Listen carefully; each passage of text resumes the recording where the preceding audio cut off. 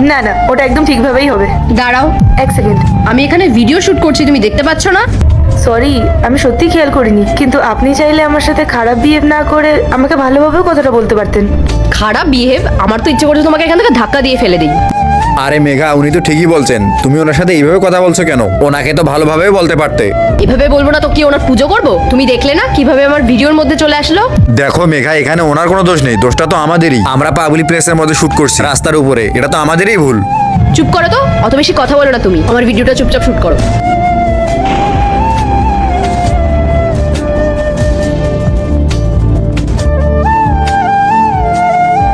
কতক্ষণ লাগবে তোমাদের আর? সেটা তোমাকে বলতে যাবো কেন আমি? ও আচ্ছা, তুমিও গাড়িটার সাথে ছবি তুলবে তাই না? এই দুইটা ছবির ভেতর থেকে যে কোনো একটা ছবিকে ভালোবেসে থাকলে ভিডিওটিতে লাইক করে চ্যানেলটিকে সাবস্ক্রাইব করে দাও। আর যদি না করো তাহলে আমি বুঝবো তোমরা ছবি দুটাকে ভালোইবাসো না। আর কমেন্টে লিখে যাও আমিন। না না, আমি ফটো তুলবো না। এই গাড়িটার সাথে আমার অনেক ফটোই আছে। মানে এটা তোমার গাড়ি? আগে তুমি আমার গাড়ির সামনে যে ফটো ভিডিওগুলো শুট করলে সেগুলো ডিলিট করো। ম্যাম ম্যাম ম্যাম, এরকম করবেন না, 2 লাখ টাকা লোকসান হয়ে যাবে আমার।